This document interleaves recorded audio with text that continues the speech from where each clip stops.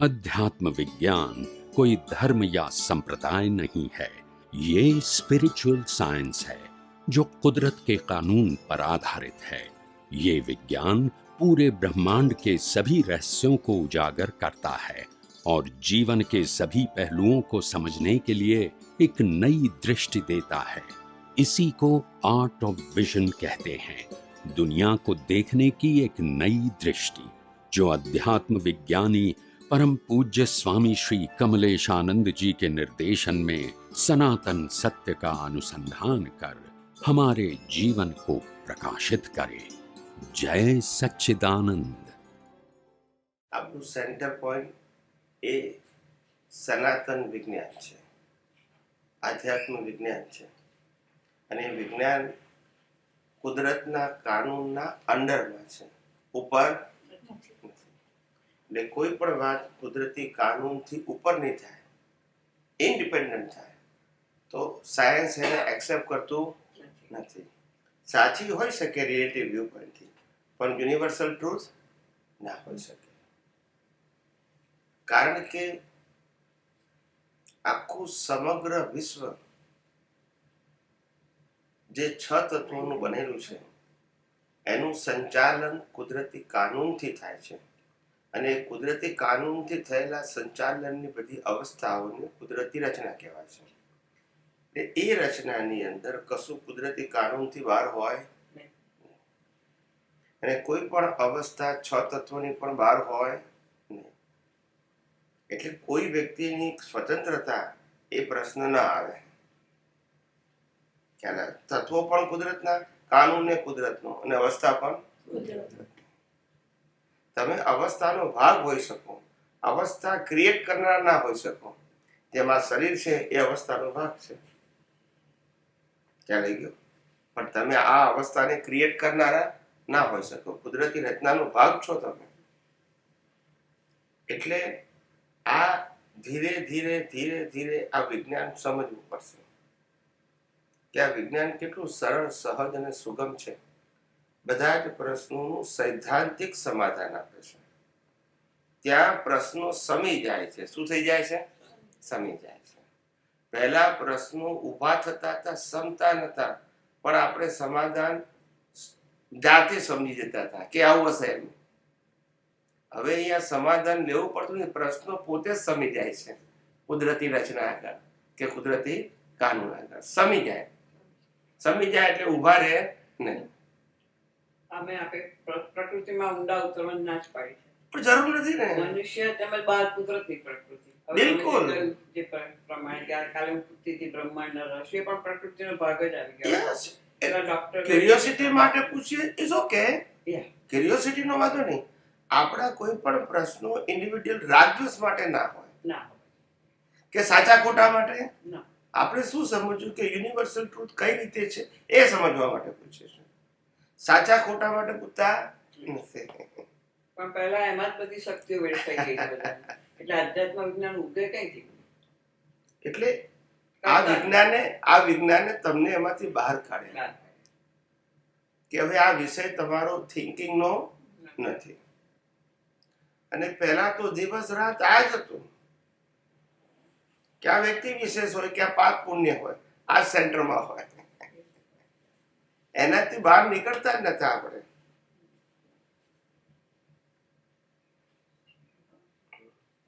એટલે મારો કહેવાનો મતલબ કે એને જ કારણે આપણે અનાદિકાળથી આપણી જે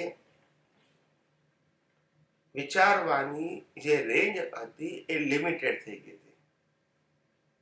રિલેટિવ સત્યથી ઉપર કશું વિચારતા જ નતા આપણે. એ હવે ખબર પડી કે ભાઈ સાચું જ્ઞાન તો રિલેટિવ સત્યથી ઉપર છે. આ રિલેટિવ સત્ય વાળું જ્ઞાન તો માન્યતા છે. એ કોઈ સનાતન સત્ય એ તો વ્યક્તિઓએ બનાવ્યું છે, સમાજે બનાવ્યું છે, ધર્મે બનાવ્યું, ધર્મગુરુએ બનાવ્યું છે, સરકારે બનાવ્યું છે. બધા કાનૂનો આ બધા કોણે બનાવ્યા? સમાજે બનાવ્યા છે. કે સનાતન સત્ય થોડા છે. અને આપણે જાણવાનું છે સનાતન સત્ય, જેનાથી આ બધા પ્રશ્નો સમી જાય. રિલેટિવ સત્યથી કોઈ પણ પ્રશ્નનું સમાધાન આપવા જાઓ તો એ કાયમી ઉકેલ આવે.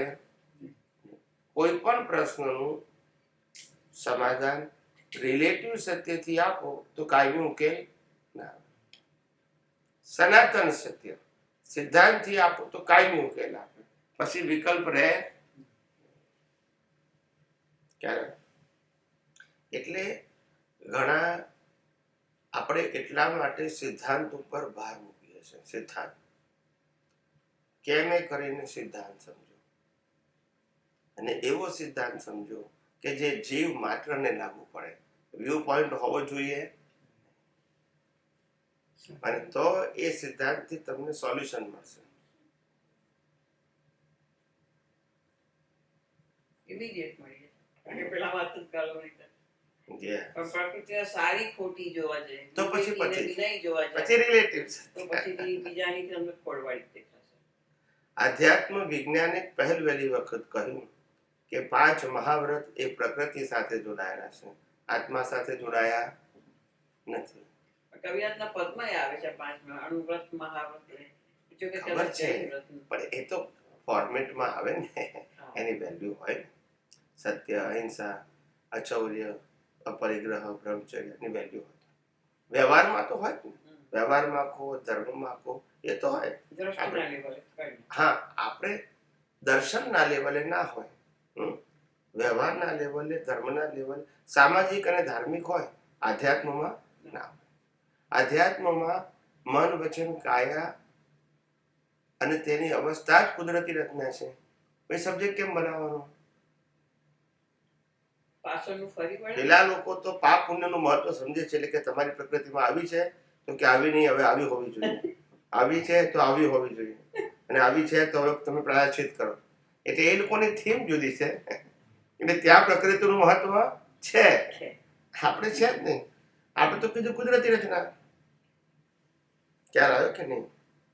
એટલે લોકોની અલ્પમતીના કારણે આ વિજ્ઞાન કાળક્રમે ખુલ્લું ના થયું, કે હવે આ ખુલ્લું થયું. કીધું ને કે દાદા ભગવાનને પણ વિજ્ઞાની હોવા છતાં પણ વિજ્ઞાન કહી શક્યા નહીં. એટલે વિજ્ઞાન કેવું સહેલું નથી. સાથે સાથે અનુભવ તો હોવો જોઈએ, સાથે વાતાવરણ જોઈએ એને સમજવા વાળું. એ ના હોય તો હું શું કરી શકું? શરૂઆતમાં અમારે થતું હતું જ. અમારે સત્સંગમાં કેટલીક ક્વેશ્ચન તો પછી બધા રિલેટિવ પોઈન્ટ જોયું મેં બધા પછી એ આખું એટમોસ્ફિયર રિલેટિવ આને કેમ કહ્યું, આ શું થયું, શા માટે થયું. એ ક્વેશ્ચન જ્યાં આવે છે ત્યાં બુદ્ધિનું લેવલ આવી ગયું, દર્શન ઉડી ગયું. અનાદિકાળથી લોકો તો આ દુનિયામાં પોતપોતાના વિકલ્પો સ્થાપિત કરવાના. વિકલ્પો આપણે એ વિકલ્પોને કુદરતી રચના જોઈ આપણે નિર્વિકલ્પ પદમાં રહેવું. એ તો લૌકિક સમાજમાં આવું બધું સ્થાપશે છે. એનું પોતાનું વર્ચસ્વ વધારવા માટે, અસ્તિત્વ માટે કરવાના. ને એમની દ્રષ્ટિએ એ બરાબર છે. મુક્ત થવું એ અનુભૂતિનો વિષય છે, શબ્દ કે ક્રિયાનો વિષય નથી. મુક્ત છીએ, આત્મા ને દેહ મુક્ત છે, પણ મુક્તતાની અનુભૂતિ કરવાની. એ અનુભૂતિમાં વચ્ચે બિલીફનું આવરણ આવે છે. એ આવરણ આઈડેન્ટિફાય થાય તો ઓગળી જાય, અને એ આવરણમાં ઇન્વોલ્વ થઈ જઈએ તો મજબૂત થાય. માન્યતા, હું શરીર છું, મને ખરાબ વિચાર સારા આયા, હું સારું ખરાબ બોલું છું, મેં સારું ખરાબ વર્તન કર્યું, સામે વાળાએ વર્તન સારું ખરાબ કર્યું, સારું ખરાબ બોલ્યા, આ વસ્તુથી મને ફાયદો થાય, નુકસાન થાય, આ હું કરું છું, મેં ભોગવ્યું. આ બધી જ બિલીફો આડી આવે છે. સેપરેશન જે પ્રકૃતિ કરે છે એ કે છે હું કરું છું, જે પ્રકૃતિ ભોગવે છે કે હું ભોગવું છું. વિચાર પ્રકૃતિને આવે છે તો કે મને આવે છે, વાણી પ્રકૃતિની છે તો કે મારી છે, વર્તન પ્રકૃતિનું છે તો કે મારું છે, મન વચન કાયા બીજાના આ પ્રકૃતિ સાથે સંકળાયેલા છે, તો કે મારે અસર થાય છે? આ બધી જ ભ્રાંતિ છે. એ ભ્રાંતિ તૂટે કેવી રીતે બધાને? આ ભ્રાંતિ તૂટે કઈ રીતે? કે ના, સત્સંગ તો ખરો જ, પણ આ કુદરતી રચના જોવાથી તૂટે. આપણે જોવું પડશે કે આ કુદરતી રચના છે. આપણે અત્યારે તો રિલેટિવ સત્યમાં ગયા. શું છે કે વિચાર સારો અને ખરાબ, આ રિલેટિવ સત્ય છે. આપણે બેનું શું જોવાનું? કુદરતી વાણી સારી કે ખરાબ, એ રિલેટિવ સત્ય છે. આપણે શું જોવાનું? એ તો વર્તન સારું કે ખરાબ, આપણે શું જોવાનું? એ તો સામે વાળીના વર્તન કે વિચાર સારા કે ખરાબ, પણ આપણે શું જોવાનું? બીજું કે કરવાનું ક્યાં કહું છું? કુદરતી રચના જુઓ તો ઇટ મીન્સ કે યુ આર સેપરેટ. મારું નથી અને મને નથી, મારું એ નથી અને મને પણ. જે કઈ છે શરીરને છે અને શરીરનું છે.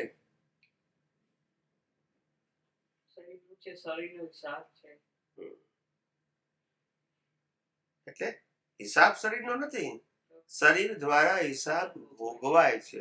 ટૂંકમાં ભોગવનાર શરીર છે, એમ મારું કહેવાનું. સત્તા, સંપત્તિ, સંબંધ, સાધનો શરીર સાથે જોડાયેલા છે, આત્મા સાથે નથી જોડાયા. શરીર ના હોય તો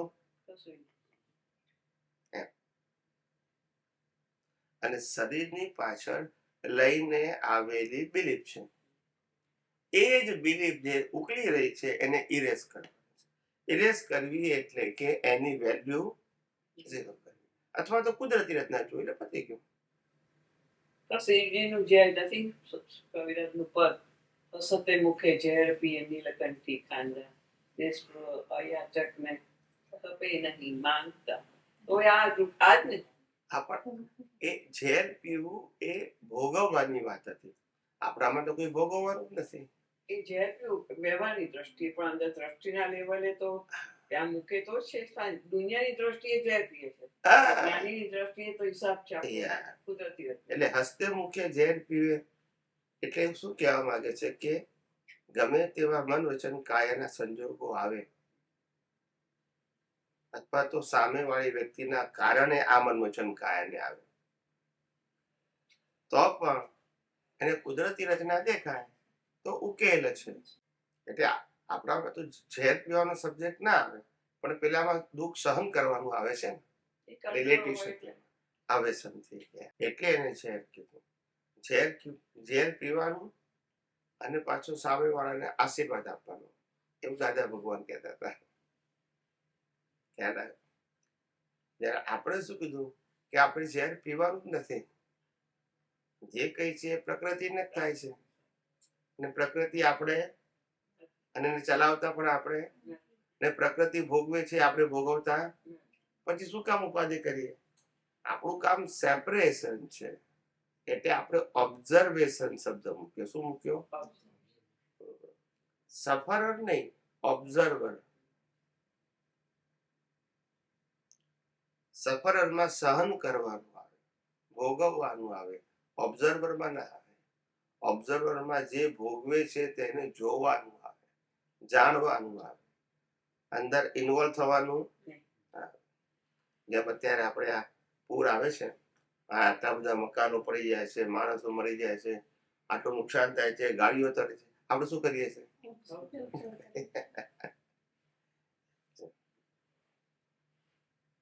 એવી રીતે આ બધી અવસ્થાઓ પસાર થઈ રહી છે. આ થઈ રહી છે એવી આની પણ શું છે? એ છે આ કુદરતી રચના નહીં. તો પછી આ કુદરતી રચના નહીં, કુદરતી રચના છે. જોતા આવડવું જોઈએ આપણને. એટલે આપણે થોડા વર્ષો પર કોઈ આખી કુતરા આવ્યા હતા, વર્ષો થઈ ગયા. તો એ એવું કહેતા હતા કે આપણે ઘણી વાર ગાડી ચલાવતા હોય, કોઈ વચ્ચે આવીને આપણને કટ કરી ગયો અને આપણે ગુસ્સે થઈ જઈએ. તો એ એવું કહેતા હતા કે સામાવાળામાં બી શુદ્ધાત્મા છે, એટલે તમારે સંભાળીને પ્રતિક્રમણ કરો.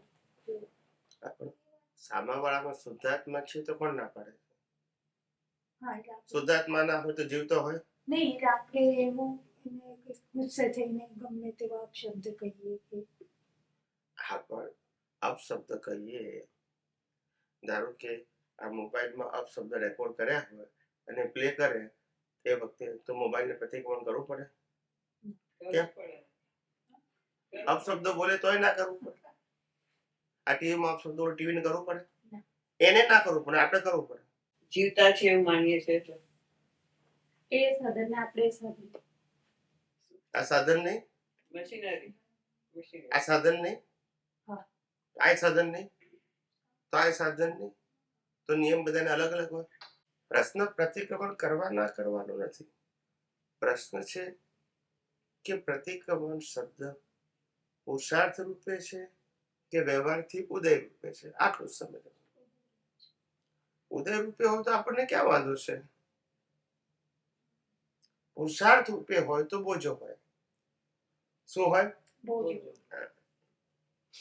પુરુષાર્થ રૂપે ના, ઉદય રૂપે હોય. વ્યવહારમાં કોઈ કે ભાઈ વા તમારે આ અમને હાથે ઝઘડો થયો છે અને તમારી હાથે બોલતા નથી, તો ભાઈ સોરી કહી દો ને એટલે પતી જાય. આપણે કહી દઈએ સોરી એટલે પતી ગયું. પણ એને પુરુષાર્થ ના માનવું. શું ના માનવું? એ વ્યવહાર જીવનનો ભાગ. જેમ અતિક્રમણ કર્યું એવું જ પ્રતિક્રમણ, પણ બંને કુદરતી રચના. સમજાય છે ને? આપણે પોલીસ વાળો આપણને ફાઇન કરે, સાંભળજો, પોલીસ વાળો આપણને ફાઇન કરે કે તમે રેડ સિગ્નલમાં ડ્રાઈવ કર્યું કે ઓવર સ્પીડ કરી એટલે તમને ફાઇન કર્યું, બરાબર છે? હવે ફાઇન તમે કર્યું, રિસિપ્ટ આપી, હવે તમે ફાઇન ભર્યું, એને પુરુષાર્થ કહેવાય? કેમ? ભૂલને કારણે તમે ફાઇન ભર્યો ને, ના ભૂલ કર્યો તો ફાઇન ભર્યો પુરુષાર્થ છે? એમ ભૂલ કરીને માફી માંગી, અહીંયા ભૂલ કરીને ફાઇન ભર્યો, વાત એક જ થઈ ને. એને પ્રકૃતિનો ધર્મ બતાવો. શું બતાવો? પ્રકૃતિનો ધર્મ. આત્માનો ધર્મ ન બતાવો. સૂત્ર 2901 હું કરું છું ને હું જાણું છું એનું મિક્સચર, એનું નામ જ્ઞેય, અને હું જાણું છું અને કરતો નથી એનું નામ જ્ઞાન. પેલા પેલું પ્રકૃતિના ભાગમાં આખો આવી ગયો અને પેલાથી છૂટો રહ્યો કે કરે છે કોણ, હું કોણ છું. એટલે જે કરે છે એને જાણું છું એ જ્ઞાયક, અને હું કરું છું ને હું જાણું છું એ અજ્ઞાન. કરે છે કોણ એ જાણે, કરે છે કોણ એને હું જાણું છું. એ તો છૂટો પડી ગયો આખો. હા, તો હું જ કરું છું ને હું જ જાણું છું એ અજ્ઞાન. કરું છું હું અને જાણું છું એ જોવા જઈએ તો વર્તમાનતા જતી રહે છે. જતી જ રહે ને, પણ વર્તમાનતા કેવી રીતે રહે? કામ નોંધ લે છે એ બધું એ જ ને. આ બધું પ્રેક્ટિસના કામ ચાલુ કરે. આ બધું એટલું આ કળિયુગની અંદર એટલું બધું આ ધર્મો બધા ખરડાઈ ગયા છે. કેવા થઈ ગયા છે? ધર્મો પણ સાચા નથી રહ્યા. આધ્યાત્મની વાત તો જવા દો, પણ ધર્મ પણ સાચા નથી રહ્યા. અને સાચા ધર્મો ના હોવાથી પવિત્રતા નથી. શું નથી? પણ ફોર્માલિટી સારી સારી છે. તેને લોકો વંદે છે. એક સાધુ અથવા એક સંન્યાસી પોતાનું કપડા, સાદા કપડા પહેરી ને ધૂમ તખ્યા તાપમાં પ્રસન્ન ચિત્તે ચાલ્યા કરતો હોય, પોતાના અંદર જ્ઞાન દશા ને દર્શન દશાની જાગૃતિ પૂર્વક એનું જે વેલ્યુ છે કે ઇન્ટરનલ કેરેક્ટર, આઉટરનલ તો છે પણ ઇન્ટરનલ કેરેક્ટર એ, અને આમ તમારે આમ ચાર્ટર પ્લેનમાં આવે. સમજાય છે? કેરેક્ટર ક્યાંથી લાવો? વૈભવ તો છે પણ કેરેક્ટર જાગૃતિ ક્યાંથી લાવી? ભાગેશ્વર ધામ વાળા બાબા છે ને, ધીરેન્દ્ર શાસ્ત્રી. હા, ધીરેન્દ્ર શાસ્ત્રી, તેને મુંબઈ ગયા તે ફ્લાઇટમાં ગયા, ચાર્ટર પ્લેનમાં. જેને ઇન્વાઇટ કર્યા હશે એને મોકલી હશે. તો પછી છાપામાં આવ્યું, હવે તો બાબા ચાર્ટર પ્લેનમાં ફરે છે. તો બાબાએ પછી ખુલાસો કર્યો, ભાઈ મારું પ્લેન નથી, મારી પાસે ગાડી નથી, આ તો ભક્તે અમને મોકલ્યો ને હવે આયા છે. સમજાય છે ને? એ તો હનુમાનના ભક્ત છે. ચુસ્ત. પ્લસ એને સિદ્ધિઓ એના ગુરુ પાસેથી મેળવી છે બધી, અને એ વર્ક કરે છે, એટલે લોકો બહુ ટોળા ભેગા થાય છે. બહુ. અત્યારે દિલ્હીમાં છું, હે? દિલ્હી નોઈડા 7 લાખ માણસ છે. આજની વાત કરું છું. આટલો વરસાદ છે તો સારા થાય છે બધા. બધા ના થાય પણ છતાં હવે થાય. હે? એ કહે છે બધા સારા થાય, બધા સારા ના થાય. એ સારા ખરાબ તો જુદી વસ્તુ, સૌ સોના કર્મના કે જ છે, પણ આટલી બધી પબ્લિક જાય છે એ હકીકત છે, એ દેખાય છે. અને ગાડીઓ ભરી ભરીને લાવતા નથી. સનાતન ધર્મનું જ પ્રચાર હા, એ કહે છે. સનાતન ધર્મ, હિન્દુ ધર્મ, હિન્દુ રાષ્ટ્ર. બહારનું બધું જ થોડું ઘણું સુધારે, પણ હિસાબ હોય તો સુધરે ને. ખબર નહીં, સામે પૂછો ને પણ. ઘણા ફાયદો થતો હોય તો કહે છે મારું બદલાઈ ગયું, આવું થયું, પણ એ તમે આપણે જોઈએ તો સાયન્સ થી તો હિસાબથી જ થાય ને, બાકી તો પહોંચે ક્યાંથી? તમે કેમ એ નિમિત્ત બને, એ નિમિત્ત બને. એની મિત્તિક. હા, બધા પાસે શક્તિઓ છે અને શક્તિઓનો ઉપયોગ છે. આ બે વસ્તુ સાંભળજો, શક્તિ છે અને શક્તિનો ઉપયોગ છે. જેની પાસે સ્વતંત્રતા નથી. દેવી દેવ પાસે શક્તિ છે, સ્વતંત્રતા દેવી દેવતા પાસે ના મનુષ્ય પાસે હોય. શક્તિ ભલે હોઈ શકે, હું ના નથી કાઢતો, પણ શક્તિ છે એટલે સ્વતંત્રતા છે, હું ધારું એને કરી શકું એવું ના બને. નિમિત્ત બની શકે. હું ધારું એ કરી શકું તો બધા ના કરી શકું, ત્યારે આવવાની જરૂર ક્યાં છે? એક કાઉન્ટર કરી નાખું ને. મારી પાસે લાવવાની ક્યાં જરૂર છે? હનુમાનજીની કે છે શક્તિઓ, તો હનુમાનજી હજી હાજર જ છે, મોક્ષ નથી ગયા. ધેટ મીન્સ છે હશે તે દરેકને પોતપોતાના શ્રદ્ધાનો વિષય છે, અને એ શ્રદ્ધાને આધારે એમને સિદ્ધિ પ્રાપ્ત થાય અને એના આધારે એનો મહિમા ગાય. રામ રામ બોલે છે. બોલો રામ. દિવ્ય દેશનામાં છે કે તત્વ એનું નામ કહેવાય કે જે અવિનાશી હોય. આ પ્રકાશ વિનાશી છે, અને અવિનાશી તો એવું જ્યારે જુઓ ત્યાં કે ઝળક્યા જ કરે. તો ઝળકે એમાં બધી પ્રકૃતિ પૂતગલના પરમાણુ જ ઝળકે. પ્રકાશ સ્વભાવ છે. હે? પ્રકાશ હોવું એ એનો સ્વભાવ છે. સ્વભાવ. અને જેને પ્રકાશે છે એ તો વિનાશી. વિનાશી. એવું છે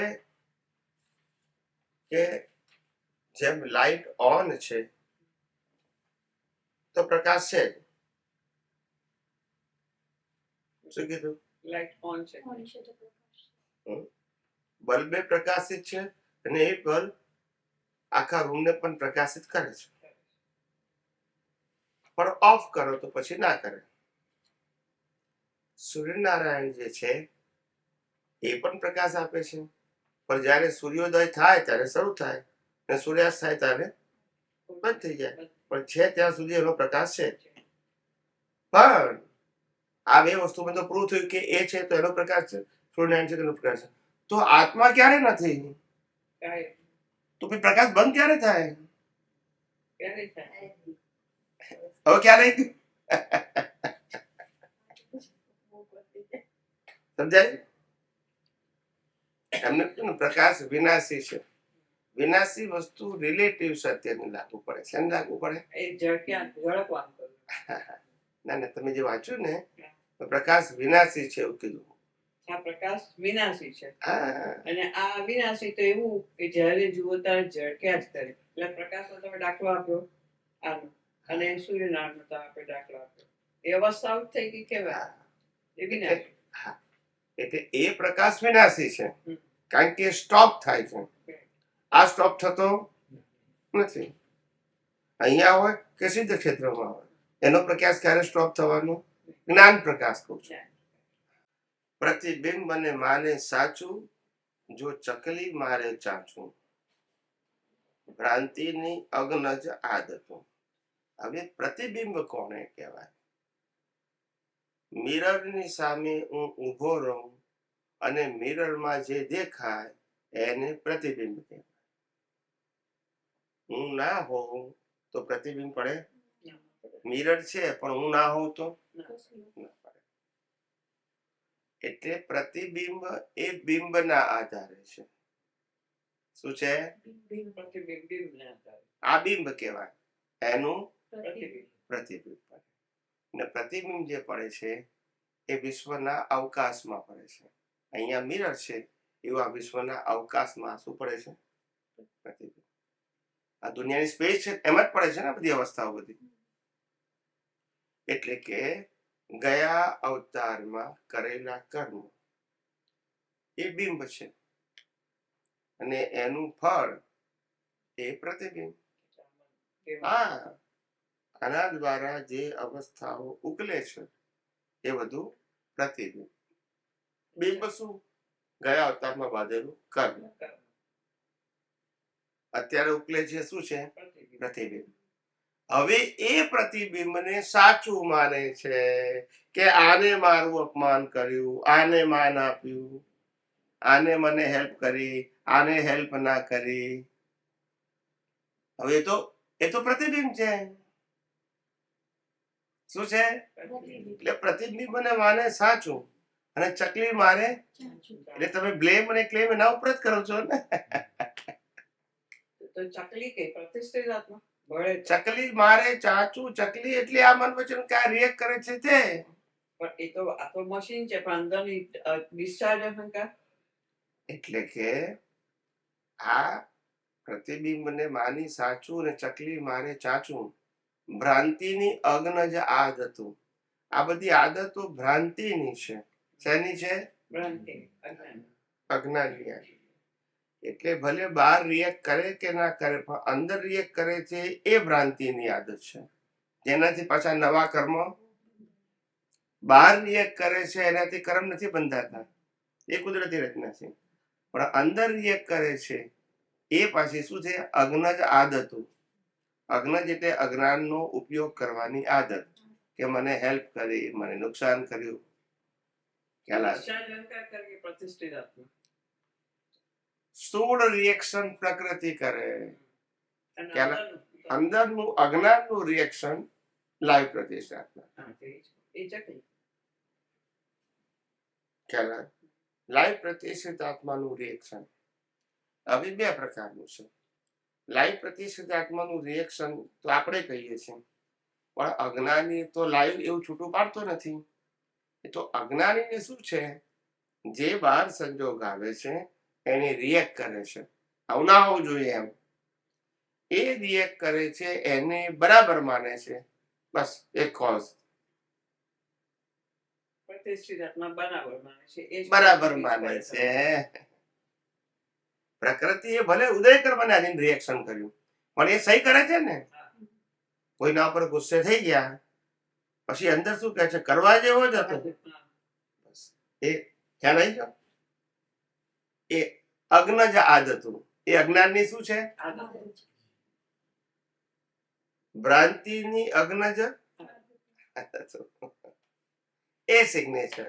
એટલે પ્રતિબિંબ એટલે પાછળના કર્મો ચાર્જ થયેલા અને બિંબ અને આ પ્રતિબિંબ ઉકલે છે એ પ્રતિબિંબ. તો ડિસ્ચાર્જ અંતસ્કરણ છે એ શું રિએક્ટ કરે? મન બુદ્ધિ ચિત્ત અહંકાર છે ને અંદર. મન બુદ્ધિ ચિત્ત અહંકારમાં મન વચન કાયા ત્રણે આવી ગયા અને મનમાં મન બુદ્ધિ ચિત્ત અહંકાર આવી ગયા. આ ત્રણેયના જે પ્રતિબિંબ છે એ બધું કુદરતી રચના છે, પણ એને સાચું માને એનો પ્રશ્ન છે. બધું કુદરતી રચનામાં જાય. મને થયું કુદરતી રચના બોલ તો મને થઈ એવું થાય, પેલા કર્યું હવે પણ જેવું મેં કર્યું મને થયું, પેલા કર્યું એનાથી થયું, એટલે પાછું સબ થયું. દાદાનું શોર્ટ છે ફરિયાદી એ જ ગુનેગાર એવું કહેતા હતા. હા મને ખબર છે, ફરિયાદી એ જ ગુનેગાર. પણ એ અજ્ઞાનતાને લીધે જ એ ફરિયાદ કરે. એટલે જ્ઞાની પુરુષ સમજતા હતા કે આ લોકોને વિજ્ઞાન નથી સમજાતું, એટલે આ બધા ટેકા જ્ઞાન આપવા પડ્યા હતા. આ વ્યવસ્થિત સમજાવ્યું તો કેવું ફરિયાદી ગુનેગાર કેવું પડે. ભોગ એની ભૂલ એ પણ સૂત્ર આપ્યું પડે. વિચાર કરો, ક્યારે કેવું પડે? વ્યવસ્થિત સમજ્યો હોય તો ફરિયાદી ગુનેગાર કેવું પડે.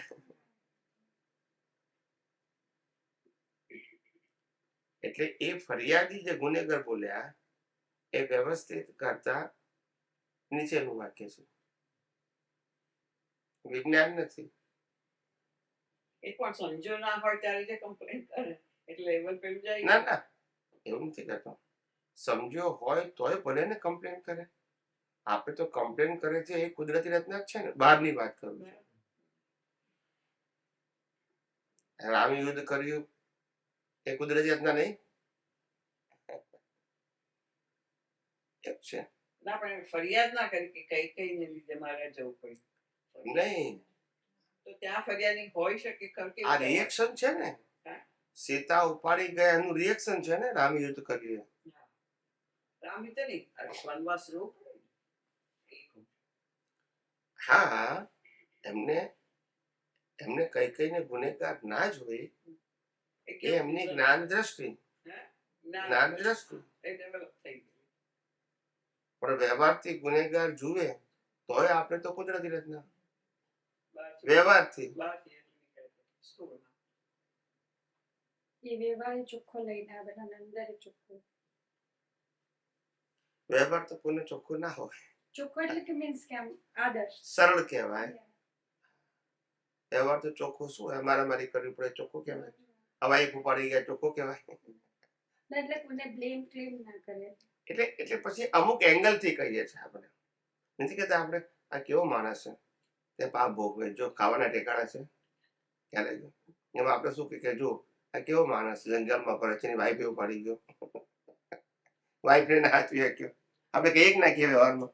કોઈ જગ્યા ફરવા ગયા હોય લોકો ટુરિસ્ટ પ્લેસ ઉપર, એની વાઈફ પાડી જાય શું ક્યારે તો વાઈફે હાચવતું નથી કે ના કે વ્યવહારની વાત કરું છું.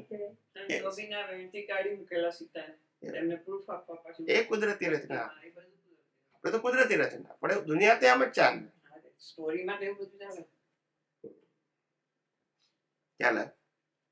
એટલે આ આખી વાતો બધી જે, એટલે તો મેં તમને કીધું કે તમે શાસ્ત્રો વાંચી નહીં ઉકેલ લાવી શકો. શાસ્ત્રો વાંચીને ઉકેલ ભગવાને કેટલું કર્યું, યુદ્ધ કેટલી એમાં પ્રપંચ કરવો પડે છતાં આરતીઓ થાય છે ને આખી વિશ્વમાં. રામ ભગવાને એ તો કે એમના વધારે તો ઓછું હતું પણ તોય આરતીઓના મંદિરો બંધાય છે. હજી એ લોકોને ક્યાં લક્ષ બસે છે કે કેમ આ કોન્ટ્રાડિક્ટ છે. એવું નહીં, સાયન્સ સમજાય પછી જ ખબર પડશે. હા, એ નહીં, એ લોકોને ભગવાન તરીકે રામકૃષ્ણ મહાવીરને સ્થાપિત કરી નાખ્યા છે. એટલે આ બધું નહીં જોવાનું. અને જો કોઈ પૂછે પ્રવચનકારને કે ભાઈ આવું બધું કેમ કર્યું ભગવાન છે તો લીલા છે પછી કે જવાબ આપવાનો દાદા એ તો ભગવાન છે જે ધારે કરીએ આવું છે. એટલે બીજું તો કોઈ જવાબ શું આપે? એ લોકો પાસે થોડું વિજ્ઞાન છે. એટલે પ્રતિબિંબ અને માને સાચું અને ચકલી મારે ચાચું, ભ્રાંતિની અગ્ન જ આદતું, મિથ્યાત્વે આવરણ ગાઢું, સામીપે કસાઈ પાડું, વિભાવી મોહ કરાવતું. એટલે આ રીતે ભ્રાંતિની અગ્ન જ આદતું પડે ત્યાર પછી શું થાય તો કે મિથ્યાત્વે આવરણ ગાઢું થાય. શું થાય?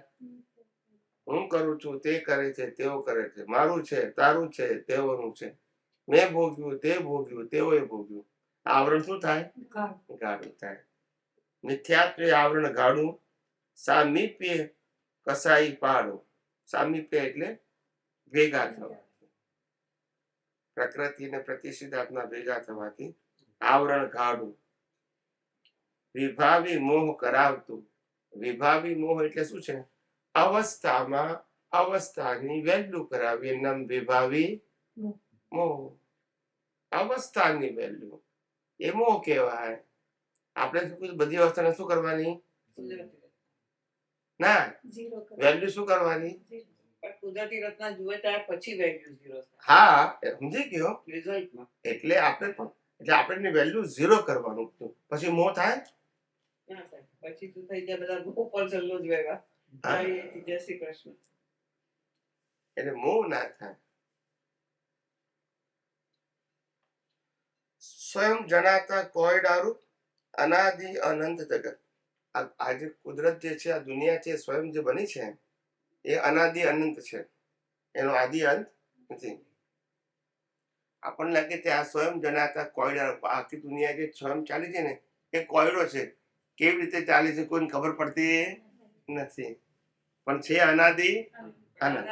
World is puzzle itself. Itself. And to solve the problem relative and real. Yes, yes. પ્રસવ ધર્મી પ્રાકૃત વસ્તી વિશ્વ ભાવ રસ્તી ભમન. પ્રસવ ધર્મી પ્રકૃત વસ્તી, એટલે આ પ્રકૃતિ છે ને એ પ્રસવ ધર્મી છે. એકમાંથી બીજો જન્મ થાય, બીજામાંથી ત્રીજો થાય, ત્રીજામાંથી ચોથો થાય. દાખલો પણ કેવી રીતે પ્રસ? આ મને જન્મ મળ્યો, બરાબર છે, આમાં હું નવા કોષ નાખી, પાછો બીજો જન્મ મળશે, પાછો કોષ નાખી, ત્રીજો જન્મ મળશે. એ તો રાગ દ્વેષથી આપણે જન્મ મને મળે છે ને, એટલે આમાંથી જ મળે છે ને બીજો. એ તો એમાંથી પણ વ્યવહારથી એ વ્યવહાર પ્રસવ ધર્મી ના કહેવાય. વ્યવહાર પ્રસવ ધર્મી ના કહેવાય. પ્રકૃતિ એટલે કઈ કર્મ બાંધવા વાળી પ્રકૃતિ પ્રસવ ધર્મી છે. આ જે ઉકલે છે પાછી બાંધે છે, ઉકલે છે પાછી બાંધે છે, એટલે આ cycle cause and effect. Cause તો ચાલ્યા જ કરો, છેક સુધી 99% સુધી ચાલવાનું, પછી 1% એવું બાકી રહે, પાછું રખડી ખાવાનું. એ આપણે કીધું, હા તમે જ બાકી બધા શું કીધું કે હવે તો આપણો મોક્ષ થઈ ગયો. હા એવું જ કહેતા હતા. હવે હું સમજી ગયો, મને બધું સમજાય આવી ગયા આપણે. ત્યાંથી ખબર પડી જાય કેટલી બધી ભ્રાંતિ છે, કેટલી બધી ભ્રાંતિ. હા, હું એ જ કઉ છું કે જ્યાં જાગ્રત થવાનું છે ત્યાં જ બેભાન થઈ જાય છે. શું કરે પોતાનું દાદા મળ્યા એટલે અમારું કામ થઈ કામ થઈ. પછી કે મને જ્ઞાન મળ્યું એટલે કામ થઈ ગયું. પછી કોઈ સમજાવ્યું તો કે એમાં મારું કામ થઈ ગયું, પતી ગયું કામ. પણ અંદર કેટલું ચાર્જ કરતો એને ખબર પડે છે કે આ સાયન્સ ના પકડાય ત્યાં સુધી. અને એટલે આ બધું રૂટીન છે, બધું રૂટીન. એમાં આપણે શું કહેવું? શું કહેવું? તમે કહેતા હતા ને કશું રૂટીન કઈ ઊંચું ગીતા. આ ટપુ વધારે શું કહેવું? આનું આ સાયકલ ચાલે. એ સવારે ઉઠવાનું, પછી ચરણવિધિ વાંચવાની, પછી આરતી કરવાની, બપોરે કીર્તન ભક્તિ કરવાની, ફેરથી પાછી રાતે આરતી કરવાની. આનું આ ચાલ્યા કરે. અને પોતે મને કેટલો બધો પુરુષાર્થ કરીએ છે એમ. એટલે આને રૂટીન કહું છું. જેમ ખાવા પીવાનું રૂટીન છે એમ આ રૂટીન છે. સત્સંગમાં ભેગા મળીને અમે કરીએ ને બીજું કરવાનું ના, સત્સંગમાં ભેગા મળીને કરો છો એ ભલે રૂટીન ભલે કહેવાય, પણ જો તમે થોડી ઘણી વિજ્ઞાનની વાતો કરતા હોય, કોઈને કોઈનું પત્તું નહીં, બધાને જાણે કે હું સમજી બેઠો છું. પણ આટલામાં કાલ પર ભડા કરાતા હતા પરમ દિવસે કોઈ અડકે એવા નહીં, અમે પડી સમજી જવાનું. અમારે તો ધડાકા થાય કે ભડાકા થાય, અમારે તો બધે જવાનું જ છે. અમારે કરવાની બાદ એ બધા જોડે લંગર લગાવી શું કરવું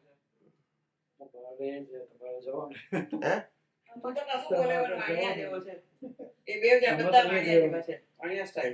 કોઈ બોલી શકે એવી જાય. મેં વર્ષાની તે દિવસ આ બંધ કર્યો. વર્ષાની તે દિવસે મેં કીધું, મેં તું આજ છે કે ફરિયાદી કરને? તો કે હા. મેં તો પકડી પાડી ફટ કરીને કઈ નહીં કેશો એડિટ કરી વર્ષા મેં કીધું સાઈડ પર જઈને ત્યાં તું જ છે ને આ બધી ફરિયાદ કરે? તો કે હા. તમે તો હવે નથી લાગતું. તો પછી તમે કન્ફેસ કરો કે અબી બધી પાર્ટીઓ આવે છે તો કે એમાં બેન નહીં થાય. તમે તો મોકલી જાય સોનો હમણાં બે જાય કે એમાં બેન કરાવડાવે છે નાટક, ફરિયાદ કરે છે. એટલે હવે એની સમજણ મને કહું મારે ખબર પડી. આ તમે મેચ આમાં જાહેર કરવું પડે સ્વામી સામે. મેં એને મોઢે કહ્યું બેન તું જાહેર કહી દે તારે જે કહેવાનું હોય. તો મને વાંધો નથી. તો કે નહીં થાય એમાં બેન અત્યારે નહીં કરે. એટલે હવે એક જણની ફરિયાદને શું મોટું બનાવી દીધું.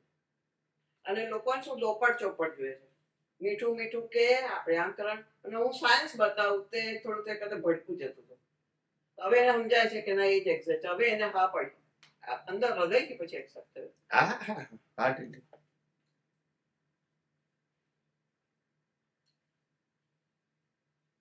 પોતે કરતા પદ માની અહમનું ગાડું ખાતો પોતે કરતા પદ બન્યું. મેં કર્યું, મેં ભોગવ્યું, મારું છે.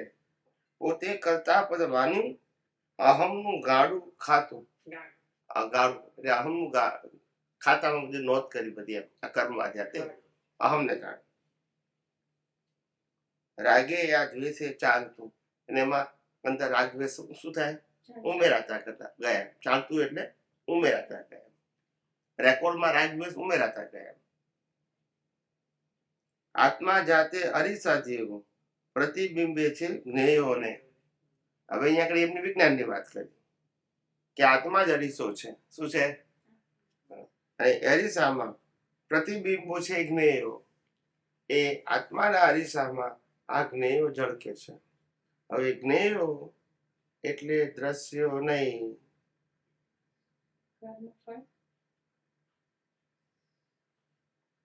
જ્ઞેયો એટલે જ્ઞાન. શું કીધું? જ્ઞેયો એટલે દ્રશ્યો નહીં. દ્રશ્યો અને જ્ઞેયો બંને જુદી વસ્તુ છે.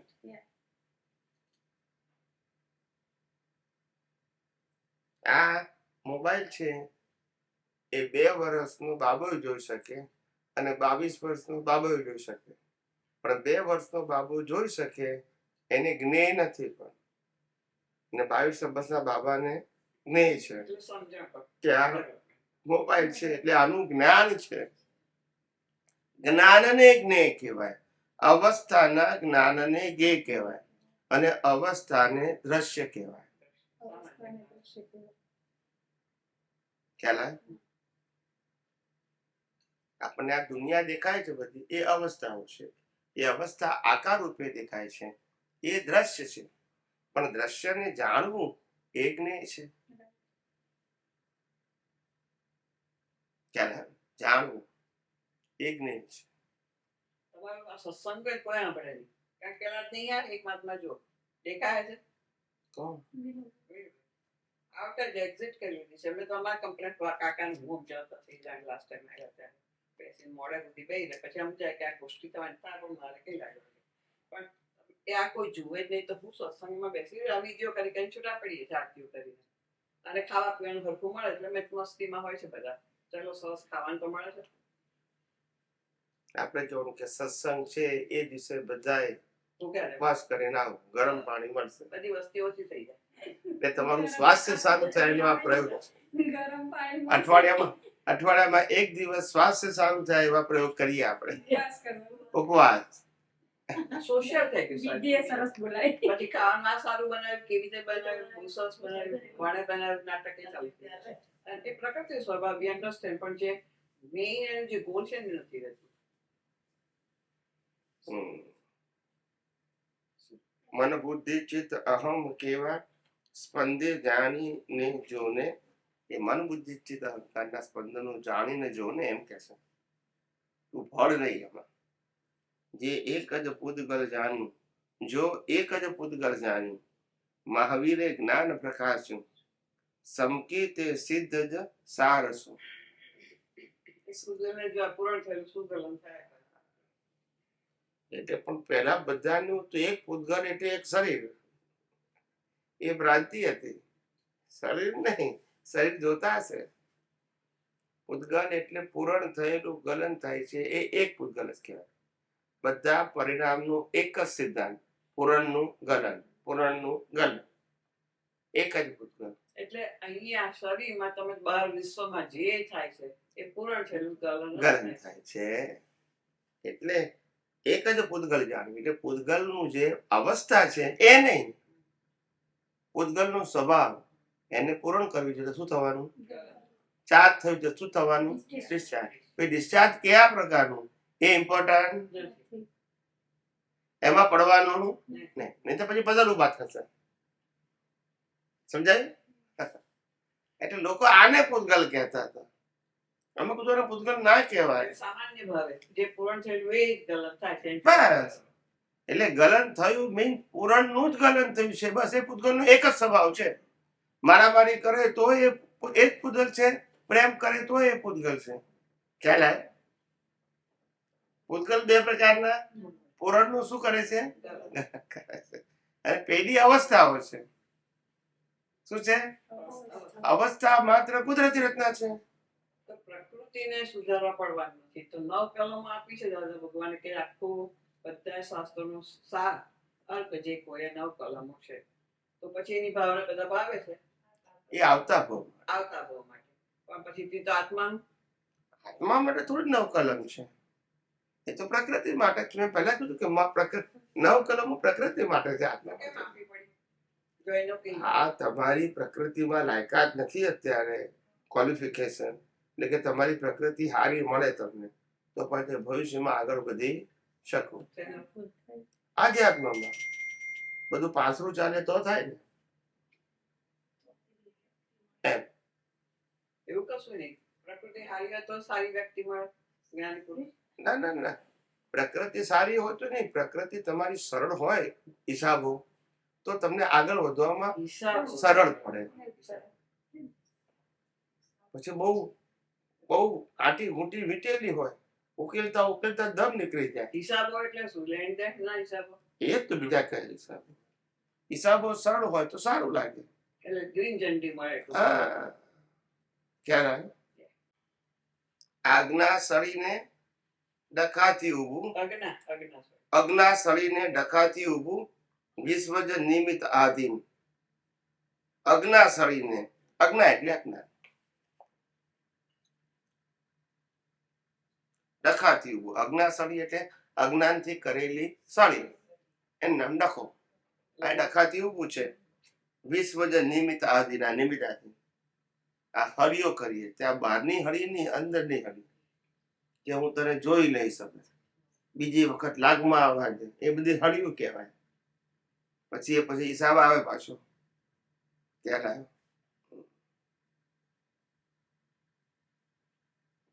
નિમિત્ત ને પૂતગલોના સંમેલનને વિસર્જનોએ પર આધીન. પૂતગલોના સંમેલનને વિસર્જનોએ પર આધીન.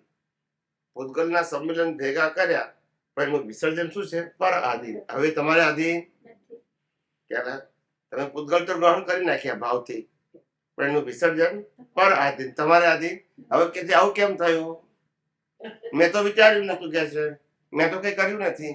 એટલે તે અત્યારે ક્યાં કર્યું છે? તે એવા પરમાણુ વીટેલા છે, એનું આ શું આવ્યું? રૂપક. આજે તે કર્યું છે એવું ક્યાં કહીએ છે?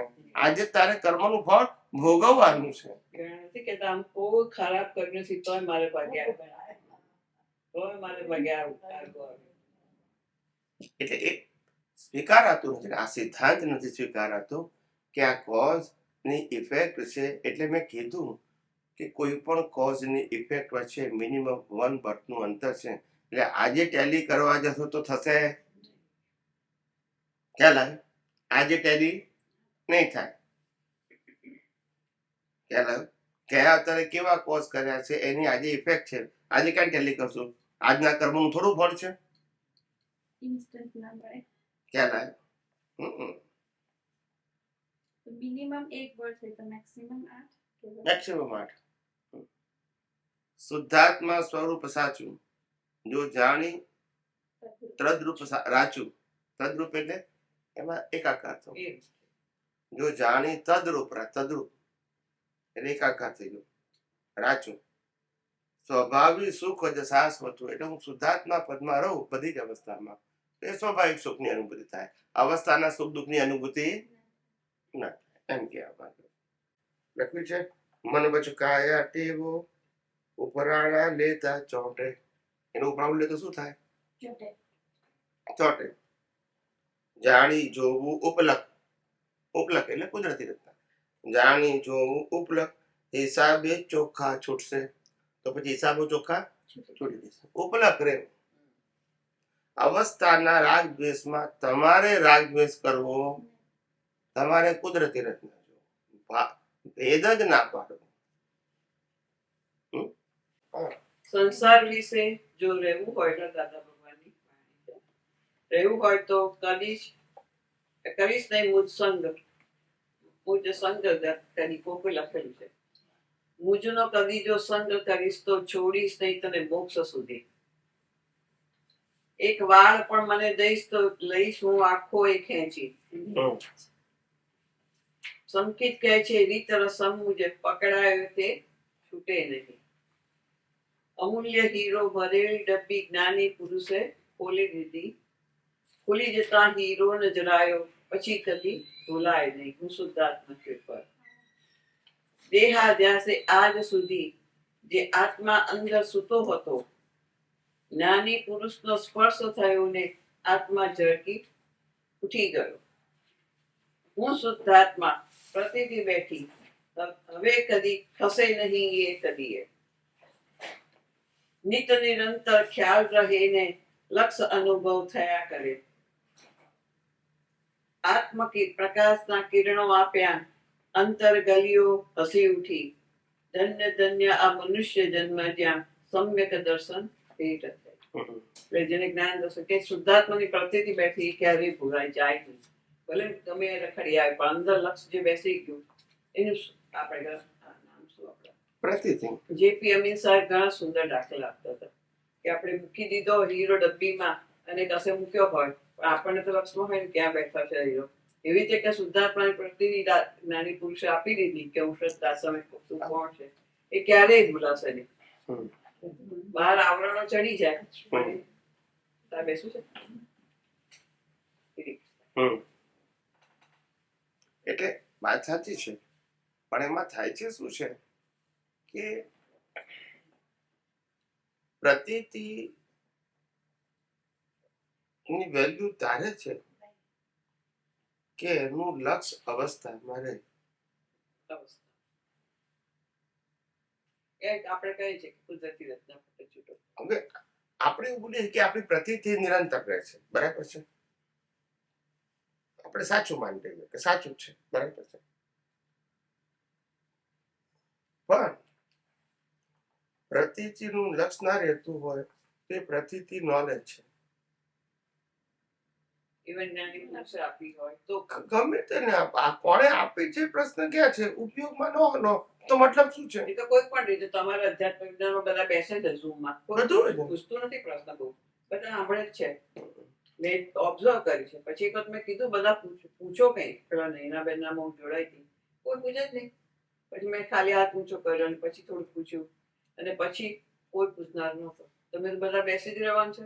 એક મિનિટ મને કહી દેવાનું તો નૈનાબેન કે ના એવું નહીં તમે તો કોઈ પૂછતું જ છે ને બધાને કહેવું પડે તમારે કોઈ પૂછો પૂછો પૂછો.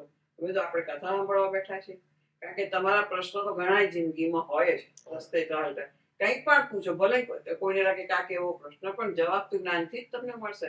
પ્રશ્ન you must ask the question તો જ ખુલાસા થાય. અને હું જાણું કે મારું સંતાઈ મારું ખોટું દેખાશે તો ક્યારેય નિવેડો નહીં આવે. એટલે ભલે ને કોઈ વડે કરે પણ જસ્ટ પૂછ આસ્ક ધ ક્વેશ્ચન તો ખુલાસો થાય. તમારે ફૂલ એક્સેપ્ટ થશે ક્યારે પણ નહીં તો નહીં થાય. ચૂપ બેસી રહેશો તો ના એ તો બરાબર. એટલે હું ત્યાં એ જ કહું છું બધાને કે અધ્યાત્મ વિજ્ઞાન ફૂલ ખીલી ગયું નથી તમે જે કહો છો ને દાદા ભગવાન એવું અહીંયા પણ એ જ છે. હજી બધા બેસી જ રહે કારણ કે ઠંડક લાગે છે ને. હું આ સાચી વાત કહું છું. મેં તો મારું ઓબ્ઝર્વેશન કહું છું. ઘણા વર્ષોથી બેઠા હશે આપની સાથે છતાંય ઘણા હજી અંદર પાણી ઉતરતા આ નીકળી જાય છે દમ.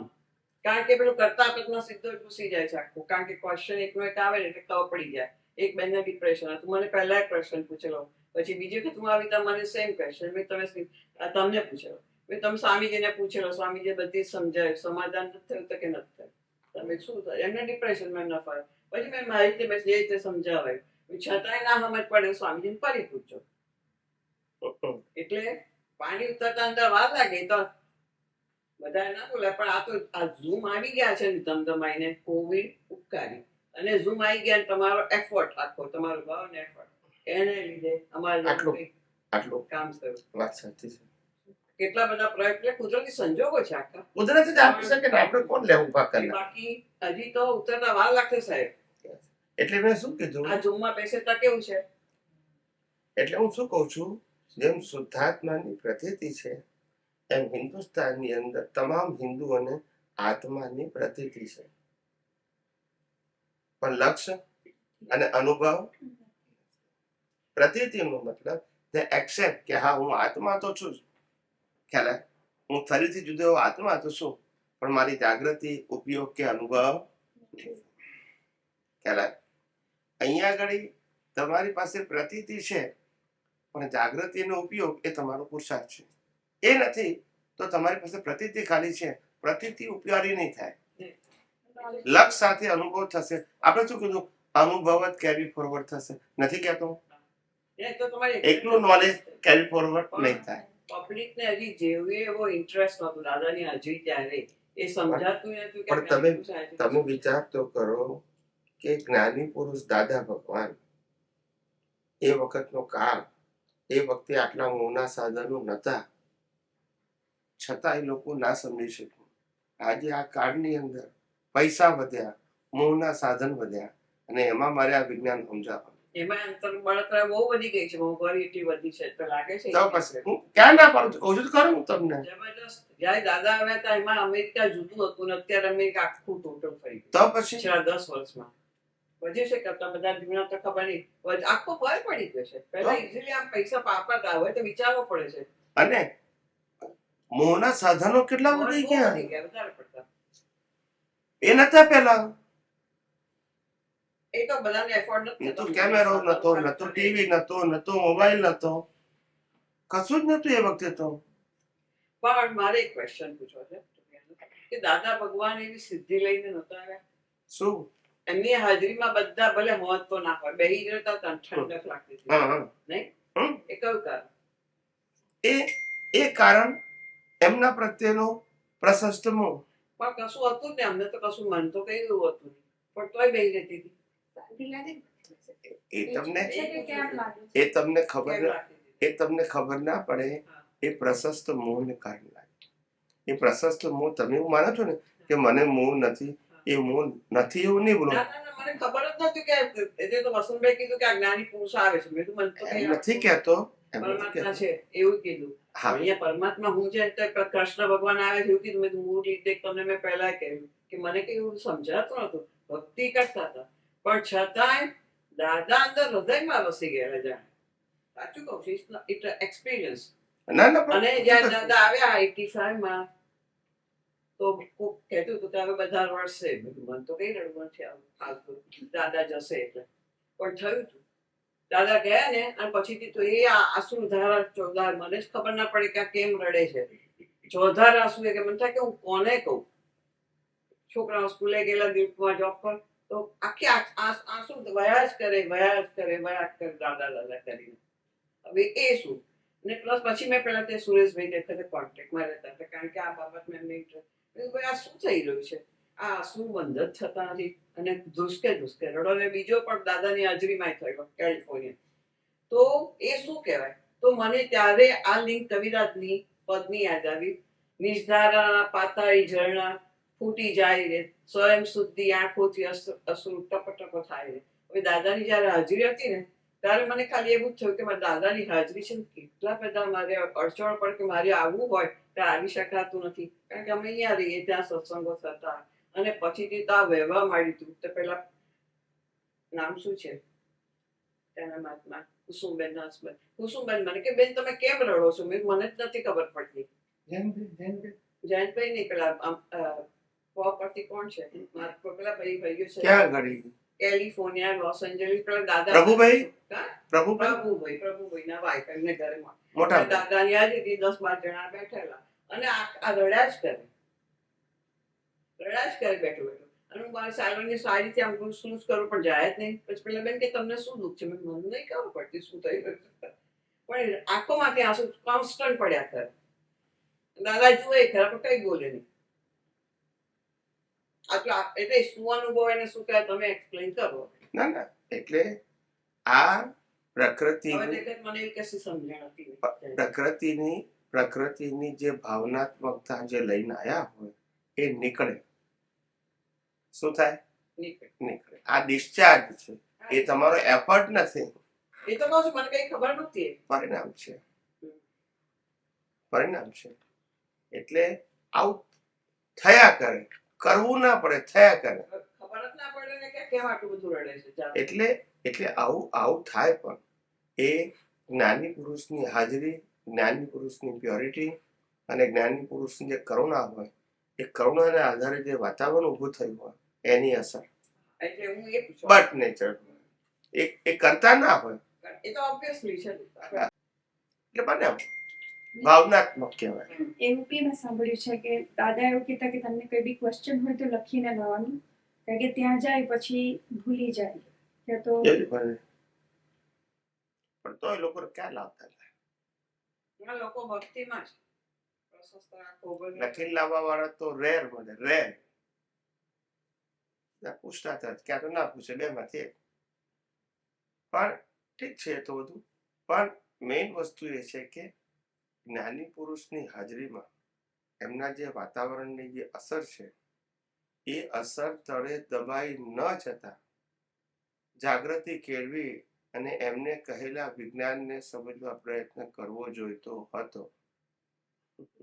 એમ કહું છું. આ ભાવમાં તણાઈ ગયા ને વિજ્ઞાન એમાં બાપ સમજવાની નહીં, કેપેસિટી પણ એ તો વિજ્ઞાન શબ્દ બોલતા હતા ને, એ બોલતા મને કે આપણને ખબર નથી, પણ એ તો ટીચર હતા ને, આપણને વિજ્ઞાન કહેતા હતા ને. વિજ્ઞાન કહેતા હતા, એ તો 5 આજ્ઞાનો ભાગ આપતા હતા અને સત્સાધન કહેતા, કારણ કે ડેવલપમેન્ટ જ ના હોય એટલું બધું તો તમને શું આપે? કે કશું સાયન્સ સમજાવે? અને તમારા ક્વેશ્ચન શું હોય એ બાબતનું? કશું જ ના હોય ને, ઝીરો. ખાલી એ તો બધું એટલું બધું કહેવાની જરૂર નથી, પણ મને મારા કેટલા એવા એક્સપિરિયન્સ કે દાદાને મારે પ્રયત્ન નથી કરવો પડ્યો એક્સેપ્ટ કરે છે જ્ઞાની પુરુષ કે મને કોઈ શીખવાડે ને મને કે ઘણા તો એમ જ જતા રહેતા, ભાગી જતા હતા. જતા ઘણા મળે છે હ્યુસ્ટનમાં તો 400 માણસ ભેગું થઈ ગયું. એ જ કહું છું. એટલે જેનો જેવો હિસાબ હોય એવું થાય. મળવું, ભેગા થવું, ના થવું, ટકવું, જતા રહેવું, આ બધી પ્રકૃતિની વાત છે. અને પ્રકૃતિની વાત છે માટે એ કુદરતી રચના છે. પણ તમે જ્ઞાન દર્શનમાં કેટલા ઊંડા ઉતર્યો છો એ તો પ્રકૃતિની વાત નથી. પણ જે કહ્યું તો તમે કેટલી વાર કહ્યું કે સમજનાર નીરુબેન સાથે બેઠેલા એ નહીં સમજે, પણ બીજા કેવા સમજે? બોલાવો છો અને હજી શું ચાલે છે? એટલે તો તમારે હવે તમારું ધનભાગ્ય સમજવું કે કમસે કમ એમના ગયા પછી કોઈ વિજ્ઞાન સમજાવનારો તો ભેગો થયો કે જેના થકી આપણે સમજી શક્યા. આ જો વિજ્ઞાન આ ના ખુલ્લું થયું હોય તો શું થાય? તમે વિચાર કરો. આની યાદ જે સત્સાધન ને આજ્ઞા ધર્મ ને જ્ઞાન કીર્તન આની આ જ રૂટીન આમ ચાલ્યા જ કરે છે, ગાઢ થતું જાય, એમ દરેક ધર્મમાં થાય છે. સાયન્સ વિજ્ઞાન હવે લાગે કે નિવેડો જ નથી. તમે જેટલું ડિટેલમાં જાવશો ને કોઈ સમજાઈ શકતું. અમને આ દર્શન છે એટલે જઈએ છે. હવે ચોપડીમાંથી બોલી તો અમે ના જઈએ, અમારી મર્યાદા આવી જાય. ખ્યાલ આવે કે નહીં? અને આજે આટલું બોલવું, વિચાર કરો. આ સાધુ, આ બંને સાધુઓની સામે બોલ્યા અમે કે દુનિયાના તમામ ધર્મો એ ફોર્મેટ છે. ખ્યાલ આવે? એક ધર્મનું ટાઇટલ, ગુરુનું ટાઇટલ, મંદિર બોલ્યો કે નહીં વિગતવાર બધું. એક ભગવાનનું ટાઇટલ, એક ગુરુનું ટાઇટલ, એક મંદિરનું ટાઇટલ, એક મંત્રનું ટાઇટલ, શાસ્ત્રનું ટાઇટલ, પછી રિચ્યુઅલ્સનું ટાઇટલ, સંસ્થાનું ટાઇટલ, વર્તમાન ગુરુ શિષ્ય અને વરઘોડા. લોકો આ બધા ધર્મોમાં છે. કીધું કે ના કીધું? એ લોકો પાસે વાત કરી. આવું બોલાય નહીં તને લોકો, કારણ કે એ લોકો આવી ના ગયા. ખ્યાલ પણ કોઈ રિએક્શન હતું. એ કેમ ખબર છે? કારણ કે તમારે કોઈ અપેક્ષા જ નથી, ખાલી તમારે સાયન્સ પ્રોજેક્ટ કરવું છે. તમારે આપણે બીજું શું લેવાનું છે? એની લીધે કોઈ બોલે નહીં, સામે બોલી ના શકે. એ આખી પ્યોરિટી પર જાય છે.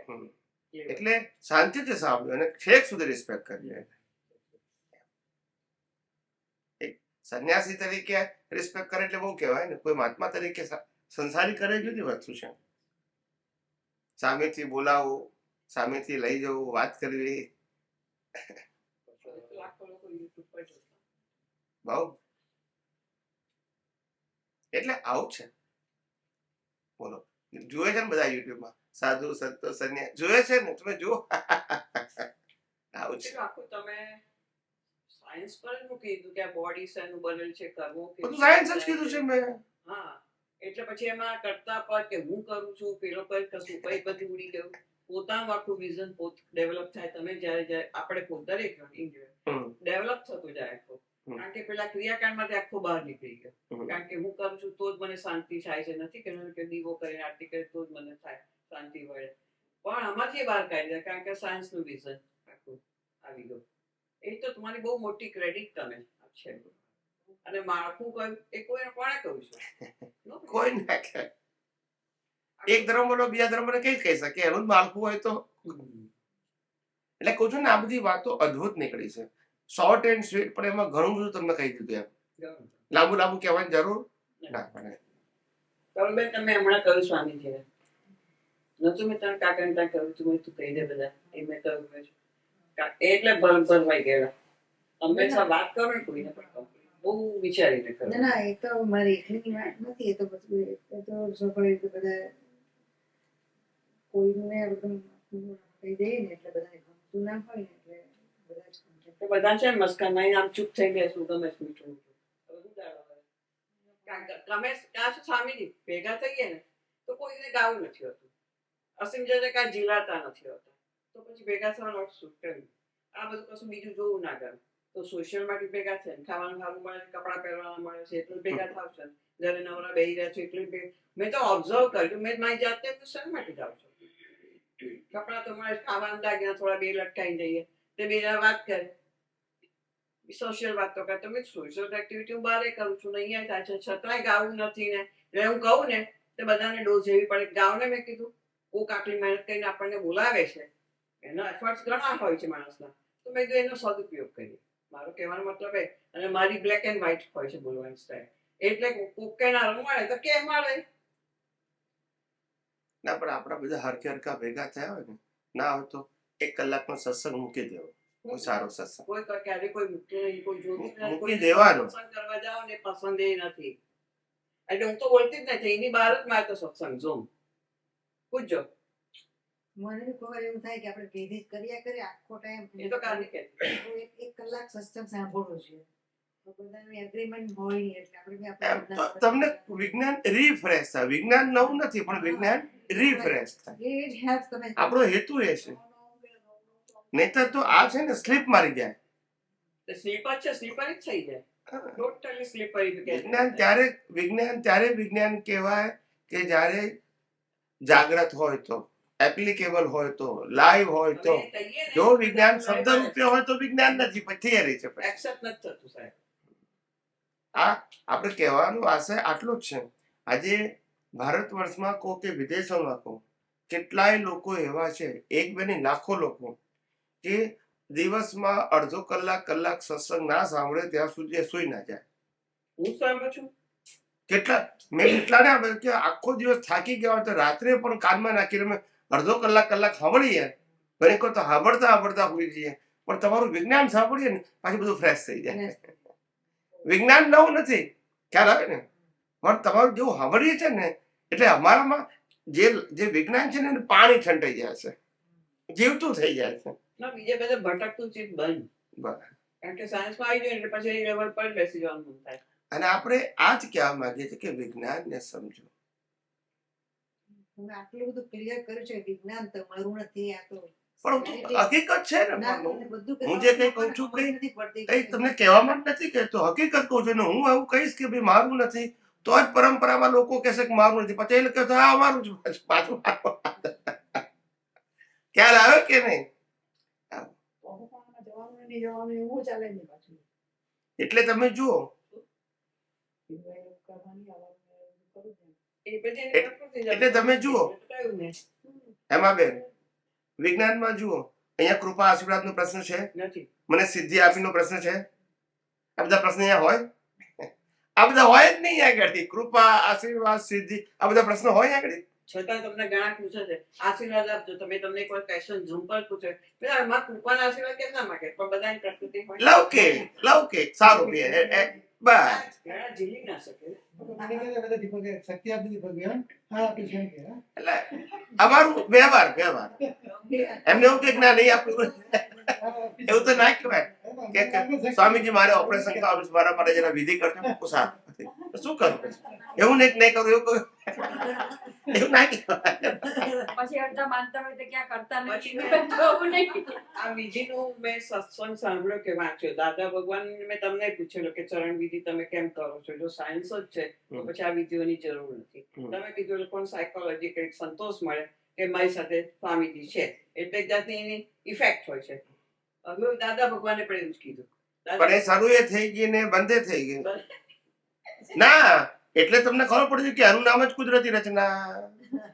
અમે આવ્યા ને સાંભળો બરાબર કે નહીં? અમે આવેલા ને અમદાવાદ પેલા હેમાબેન ભટ્ટો ને એમના જોડે હા. ત્યારે વિધિ માટે બધા લાંબા ઉભા હા, બધા.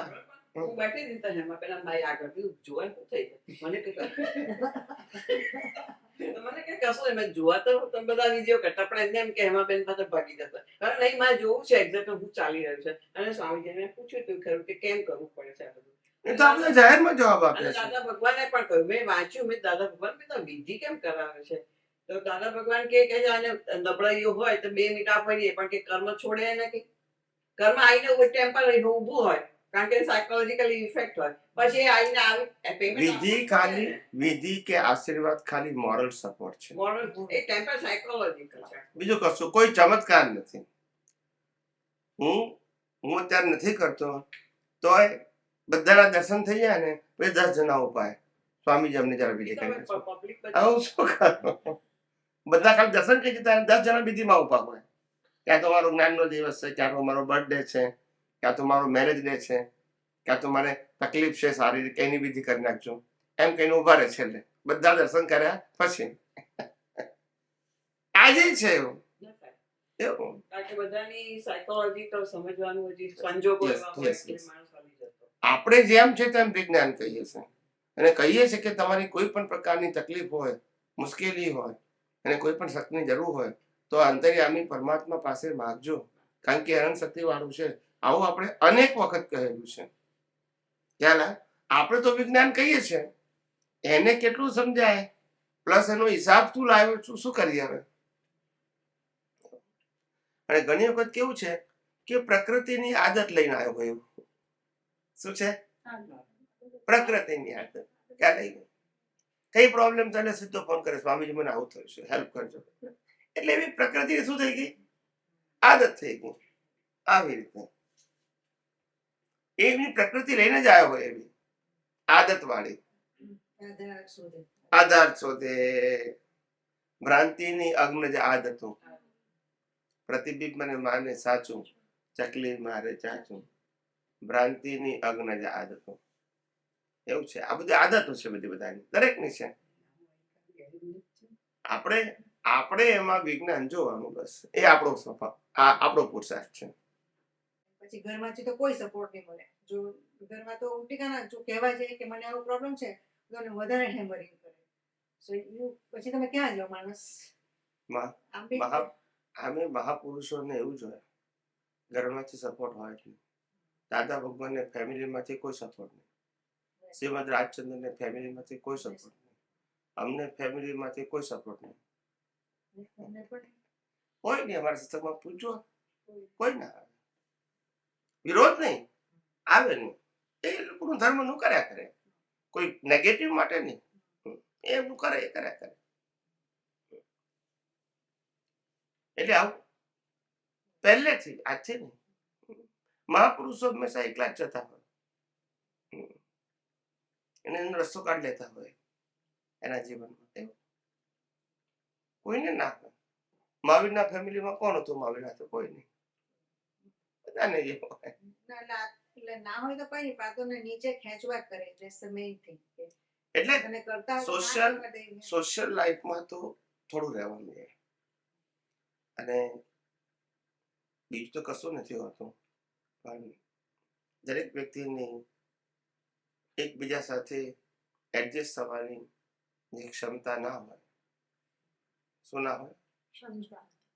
એડજસ્ટ થવાની ક્ષમતા ના હોય એટલે પછી બધી ભૂલો દેખાય. એડજસ્ટ થતા આવડે ને કે ના દેખાય. એડજસ્ટ થવાનો મતલબ કે આ રીતની પ્રકૃતિ છે એને આપણે એક્સેપ્ટ કરવાની છે કારણ કે એના એક સંજોગ છે. રોજ ચા બનાવે ને આજ નથી બનાવતા કે કારણ હશે. ફરિયાદ કરવાનું કોઈ કારણ નથી. એ આપણે સમજવાનું. ના કેમ બનાવે છે એટલે ચાલે પાછું. પહેલા હું શું કહું છું એની નબળાઈને ઢાંકવા માટે તમારા ઉપર એક્સાઇટ થાય છે. એને એક્સેપ્ટ નથી કરી શકતો. સમજાય છે?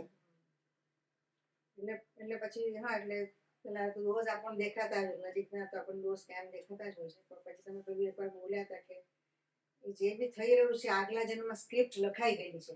એનું જ રિઝલ્ટ છે. એટલે એના હાથમાં જ નથી.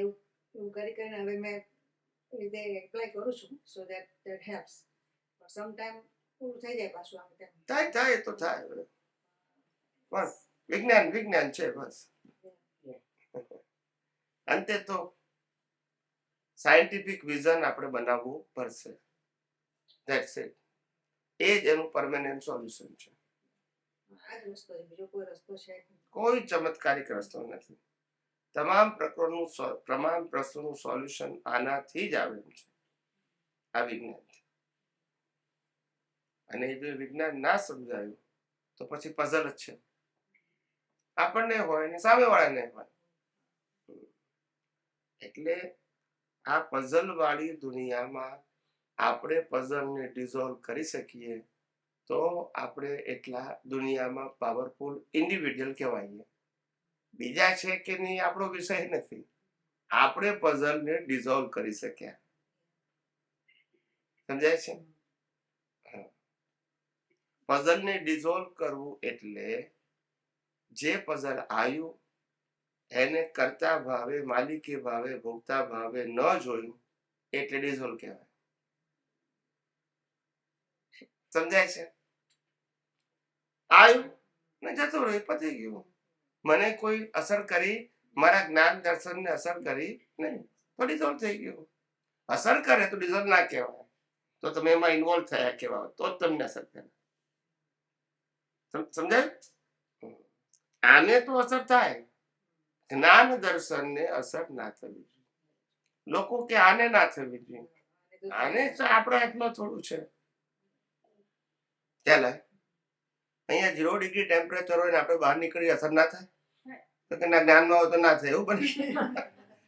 પ્રાકૃતિક અસરોને તમે જ્ઞાન સાથે શું કામ જોડો છો? ઇફેક્ટિવ છે એટલે ઇફેક્ટ એને અસર ના થાય એવું ના બને. તમારું જ્ઞાન દર્શન જે છે એનાથી સેપરેટ છે, માટે એને અસર ન થવી જોઈએ, કારણ કે તમે છૂટા છો ને છૂટારો છો. હવે તમે ભળી જાઓ તો પાછી અસર થાય છે. એટલે ભળી ગયા એ તમારી ભૂલ છે, અવસ્થા એ તમારી ભૂલ. મારા નિમિત્તે લાખો લોકોની હિંસા કરવાનો ઉદય આવ્યો ફાઇલ નંબર 1 ને, એ મારી ભૂલ નથી. પણ હિંસા કરતી વખતે મને એમ થયું કે મેં હિંસા કરવા જેવી હતી, આ લોકો જ એવા હતા, તો પછી એ મારી ભૂલ છે. હિંસા કરી એ ભૂલ નથી. સમજાય? હિંસામાં કરતાપણું, હિંસામાં આનંદ, હિંસામાં સપોર્ટ, અનુમોદન. સમજાય છે? તો પછી તમારી જવાબદારી ધીમે ધીમે.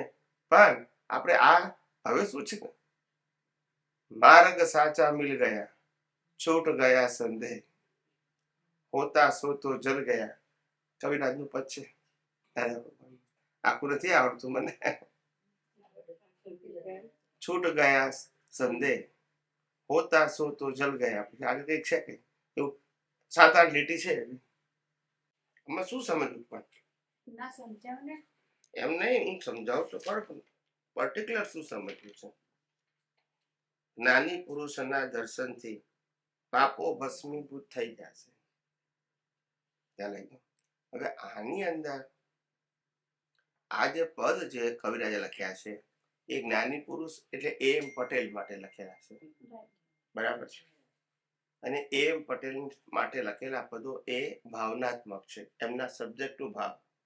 ખ્યાલ આવી ગયો? જ્ઞાની પુરુષ લખ્યું છે. હા, લખ્યું છે ને, જ્ઞાની પુરુષ ખોજ કરું તમને. એટલે હવે આમાં શું થાય છે કે જ્ઞાની પુરુષના દર્શનથી પાપો ભસ્મીભૂત થઈ જશે, બરાબર છે? હવે આપણે આજે કોઈને કહીએ તો કોઈ એક્સેપ્ટ કરે? ખબર નહીં, ના કરે. ના. But they were કોઈ કરે કે ના કરે એની વાત જવા દો, હું વિજ્ઞાનની વાત કરું છું. જ્ઞાનની there's a different thing. તો વિજ્ઞાન એ સનાતન, અંતે આપણે એ જ વાંચવું પડશે ને. દુનિયાની કોઈ ચોપડી વાંચીએ છેલ્લે શેના ઉપર આવવું પડશે? That is the ultimate truth. તમે રામાયણ વાંચો, મહાભારત વાંચો, ગીતા વાંચો, આગમ વાંચો કે વેદાંત વાંચો, અંતે શેના ઉપર પડશે? સનાતન સત્ય ઉપર આવવું પડશે. એનાથી શું મળશે? સોલ્યુશન. પેલામાં રિલેટિવ સત્ય છે, પઝલ છે, વ્યૂ પોઈન્ટ છે. એ જ થવાનું ને, એ જ થવાનું ને.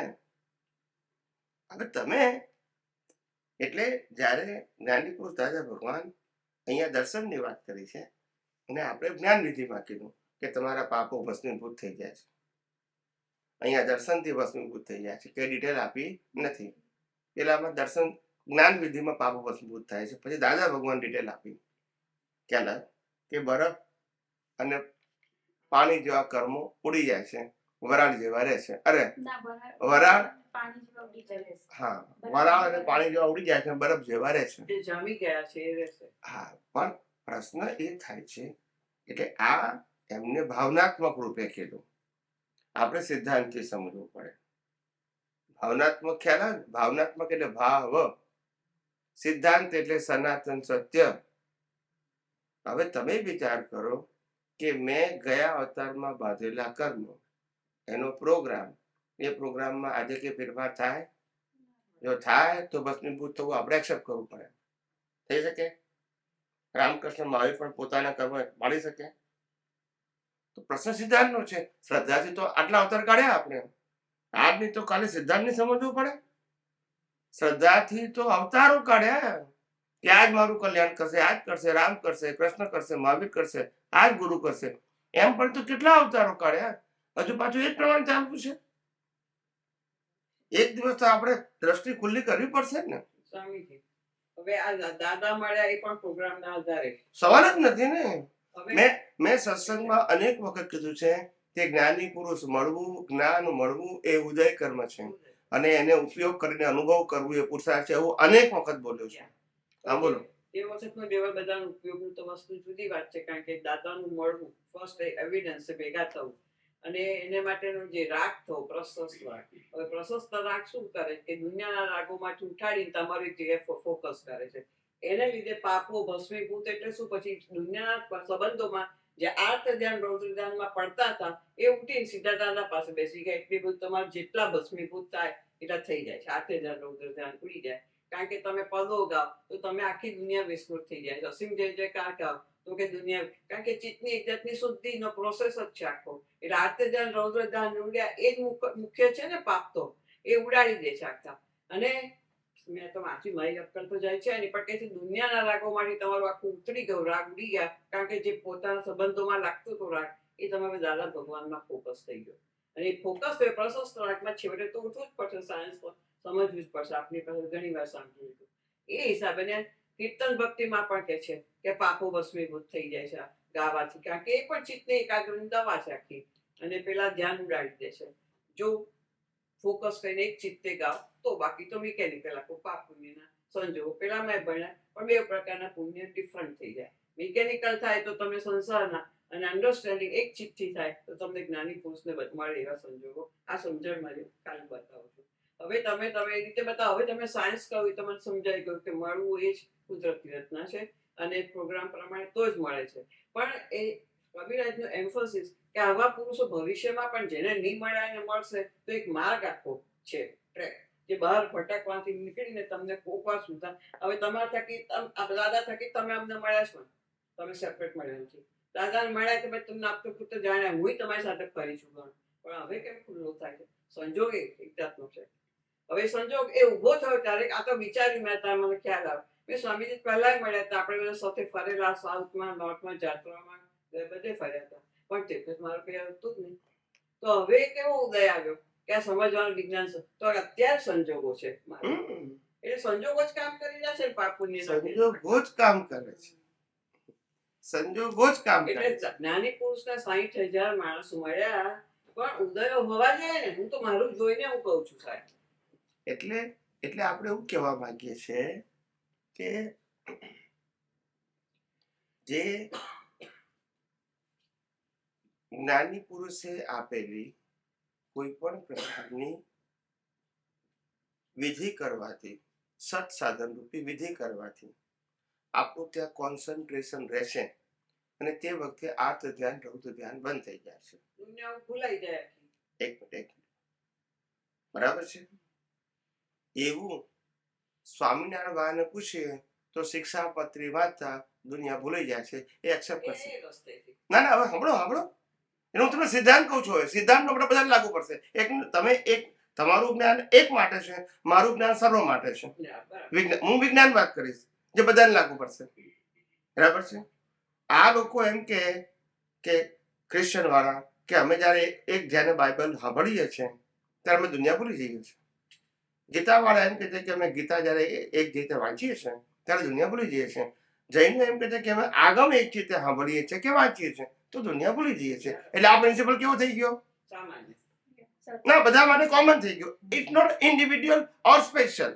હવે આ પ્રિન્સિપલ થયો કે કોઈ પણ વ્યક્તિ કોઈ પણ ધર્મમાં એકાગ્ર થાય તો એટલા સમય પૂરતો દુનિયા ભૂલી જાય છે. આ લો થઈ ગયો. પછી ઇન્ડિવિડ્યુઅલ ના આવે. હવે કવિરાજનું પદ છે, જગમ વિસ્મૃતિ એ જ સમાધિ છૂટે આદિ વ્યાધિ ઉપાય. હા, અટકણા તૂટતાનંદ સમાધિ આડાય પડદો છૂટતા મુક્તિ. હા. હવે આમાં અટકણ કઈ અને આડાઈ પડદો. અને આડાય પડદો પછી આપણે અટકણ તૂટતા અનંત. આ જ અટકણ. હા? અટકણ કઈ? હા. આપણી અટકણ કઈ? હજુ સુધી વેલ્યુ ઓફ રિલેટિવ ટ્રુથ, મોહ, પ્રાપ્તિ, અચીવમેન્ટ. બીજું શું અટકણ? બીજી કઈ અટકણ હોય? આત્મામાં તો અટકણ હોય નહીં. ના, એ તો હોય. સંસાર દેહ અટકણ તો પછી બીજી કઈ હોય અટકણ? સત્તા સંપત્તિ સાધન That's સંબંધો, it. એમાં બીજી જે કઈ હોય? અંદર જે અંદર યસ. interest હજુ જે પ્રાપ્ત કરવાની ઈચ્છા છે એ બધી અટકણો છે. જોજો. આધ્યાત્મિક વિજ્ઞાનીઓમાં ક્યાં આગળ છે? ડિસ્ચાર્જમાં તો હજી બધું પડેલી લઈને આવે. એ તો ભલે ન હોય. હવે દ્રષ્ટિના લેવલે આખું ડેવલપ થાય. હવે Yeah. દ્રષ્ટિના લેવલે ડેવલપ થનારા કેટલા? એ જેટલા હોય એટલા. હા. હમ? આપણે એમ કહીએ કે ભાઈ કૃષ્ણ ભગવાન તો અર્જુન પામે, પણ અહીંયા તો 1000 પામ્યા તો ફાયદો જ છે ને 1000 ગણો. નુકસાન તો છે નહીં. રામથી કોઈ પામ્યું નહીં. તો આપણે એ સેન્સમાં નથી જોવાનું. પામી રહ્યા છીએ અને આપણા પ્રયત્ન છીએ. ઇટ ઇઝ એનફ છે. એનાથી વધારે રામકૃષ્ણ મહાવીરે શું કરી શકે? કશું ના. તો કશું ના કરી શકે તો આપણે અનેબલ છે એવું માનવાનું જરૂર ક્યાં છે? દાદા ભગવાનનું ના સમજાવ્યું. તમે જે સાઈડ અજારશીલ સ્ટેટમેન્ટ કહો છો, હા, પ્રેમ ત્યાં છે કે તમે કહો છો દાદા ભગવાનને એટલે- મળનારા લઈને જતા રહ્યા. અમારા જેવા અમેરિકામાં બેઠી રહ્યા હોય. જ્યારે આવે ત્યાં 4 દિવસ લાભ પડે, એમાં કેટલા કલાક મળે એમાં પૂછવાની તો આવડત હોય નહીં. ખાલી અસેમ્બલી જે કા કરીએ અને બેઠા સત્સંગ સાંભળે. હવે એમાં અમને શું લાભ મળે? દાદા ભગવાન કે તમારા અમુક ટાઈમ અમારી સાથે અમુક કલાક કાઢો, જેવો વ્યક્તિ હોય, અને પછી તમે પૂછી લો કે આ શું છે. હવે કેટલાય માતામાં તમારા જેવા ગોળ ફરનારા 10 કે 15 ના, ના. દિવસ હતા. ફરનારા હતા એ ક્યાં કરે? ના, અને વિજ્ઞાન પૂછી લીધું છે. પણ હતા ને બધાને ટાઈમ તો મળ્યો. ટાઈમ મળ્યો. ટાઈમ મળ્યો ને સંજોગો લઈને આવ્યા હતા અને મળ્યા, એમની સાથે રહેવાનું થયું. એવા અનેક મહાત્માઓ છે. ઇન્ડિયામાં તો સૌથી વધારે છે. પ્રશ્ન એ નથી. પ્રશ્ન જે મળવું એ તો કુદરતી રચના છે ને ઉદય કર્મ છે, પણ મળ્યા પછી કામ કાઢ્યું દેટ ઇઝ ઇમ્પોર્ટન્ટ થિંગ. કામ કર્યું એ તો મેં તમને દાખલા તો આપી દીધા. તમને નથી મળ્યા, તમને જે તમે નથી મળ્યા, તમે ઓછા મળ્યા છો, કોઈકને વધારે મળ્યા છે એ મંજૂર છે, પણ ઓછા ને વધારે બંને કુદરતી રચનામાં કર્યું. પણ તમે જે મળ્યા એમાં ડાયજેસ્ટ કેટલું કર્યું, એ વધારે મળ્યા એમાં ડાયજેસ્ટ કેટલું કર્યું, એ જ કેરી ફોરવર્ડ થશે. કહ્યું કે મારે સમજાવવાનું હું ડાયજેસ્ટ સંભાળી ખબર પડી જાય ને. ક્વેશ્ચન છે. સમજાય? મને તો એટલે- તમે શું કરો? એટલા માટે કે જે ઓછું કે વધતું જે છે મળ્યા એનો પ્રશ્ન નથી, પણ તમારી દ્રષ્ટિમાં જે રિલેટિવ સત્યનું જે લેવલ હતું એ લેવલથી તમે ઉપર ના ગયા તો તમે જ્ઞાની પુરુષને ઓળખી શક્યા નથી. નીકળે કેવી રીતે નીકળે? સાયન્સ સમજાય ત્યારે જ નીકળી શકે પણ સાહેબ. તો પણ એ સાયન્સ તો તમે તમે આટલા વધારે એમ નહીં, એટલે તમે વિચાર કરો કે જ્ઞાની પુરુષ દાદા ભગવાન પ્રત્યક્ષ હતા તોય આપણે સાયન્સ ના સમજી શક્યા. ખ્યાલ આવી ગયો? અથવા તો સમજવાના સંજોગ ના મળ્યા. હા, એમ બોલો. That is a important thing. અને બેઠા તો પછી ક્યારે મળે? બરાબર ને? અજ્ઞાની પાસે મળવાના જ નથી. દિવસ સેવા કરનારા. જ્ઞાની મળવા છતાંય જો તમને સંજોગ ના મળ્યા તો બીજા ક્યારે મળશે? બોલો. બીજો તો કોઈ ઓપ્શન છે જ નહીં. એ તો કહું છું કે 24 કલાક બેસી રહ્યા, રાત દિવસ સેવા ને આરતીઓ લખીને બધું લખીને પદોય લખ્યા, છતાંય શું તમે પૂછવું પડ્યું તો અને બીજા તો પૂછનારા નહીં મળતા. એ પૂછી શકતા નથી. અને અત્યારે છતાંય 500, 1000, 5000 ભેગા થાય ને વિડીયો થાય છે, જ્ઞાન વિડીયો મૂર્તિઓ અપાય છે. એ હોય સંજોગ છે, પણ એ મોટા દાખલા છે. આમ બધા થઈ જાય કઈ વાડીના મોડા જેવો અમારો ભાગ કહેવાય. હા, એટલે વ્યવહારમાં. સોશિયલ થવામાં. એટલે આપણા અનિલાબેન છે ને, હા. મેં પૂછ્યું, મેં કીધું, તમે કેમ સ્વામીજી આવવાના? તો કે આ છોકરાઓને જવું. મેં કેમ છોકરાઓને જવું છે? તો કે અહીંયા છોકરાઓ વળી મત આવો. ત્યાં કે છે ખાવા પીવાનું આખું જે પૈસા આલો ને, હવે સત્સંગ લોકો ભેગા થાય, ખાવા પીવાનું છોકરા રમે તો 4 દિવસ કાઢીને વેકેશન. એ કે સત્સંગ કહેવાય? આ તમે ટાંકો ચોખ્ખો આપ્યો. હા હા સમજી ગયો. મજા આવે. મજા આવે અને ભેગા થાય ચા મળે. ચા અમે મળતા ના હોય. કેમ છો જય સચિદાનંદ કે નરક તો મળે ને. અને જે દીપકભાઈ આપણને જે જ્ઞાન આપે હશે એ દીપકભાઈ ફરે ને આપણે સિંગે જે ગાવાના. હવે એ ચાલે છે દાદા હતા અત્યારે પણ એ ચાલે. આ તો એક્ઝેક્ટમાં કહેવું પડે તમે સમજો છો. ના એટલે મારું કહેવાનો મતલબ શું છે કે અત્યારે આ વિજ્ઞાનને જગત સમજ કહેવું એ સામી હવાએ તરવાનું છે. સમજાય છે? પવન આમ છે અને હોડીને આમ લઈ જવાનું છે. એક લોકોને પડી જ નહીં હોય. સમજાય છે? દાદા ભગવાન વખતે તો સરળ જીવો હતા, ભલે ડેવલપ નતા પણ સરળ જીવો હતા. અને એ વખતે મોહના સાધનો આટલા નતા ને અત્યારે આટલા મોહના સાધનો લક્ષ્મી છે બધા સાથે અને કોઈને કોઈની પડી નથી, કારણ કે જે વસ્તુ છે એ લોકો પાસે પૂરતી છે જીવન જીવવા માટે. કઈ પી મજા મળે. ખ્યાલ આવી ગયો? એવાની અંદર આપણે આ વિજ્ઞાન વહેંચવું શું થાય? વિચાર કરો. બધાને અનુકૂળતા છે. સમજાય છે? ઓવરઓલ ઇન્ડિયામાં પણ એટલે કે એવો પ્રશ્ન નથી કોઈને. હવે ખાવા પીવાની, રહેવાની, કપડા લત્તાની જે તકલીફો પહેલા હતી એ અત્યારે નથી. તૂટી કપડા વગર એના મોડ થઈ ગયા. તો પછી એટલે બહાર જ ખાય છે. એટલે કહેવાનો મતલબ એવા મસ્તી વાળા સંજોગોના વ્યક્તિઓને આ વિજ્ઞાન પહોંચાડવાનું ટફ નહીં.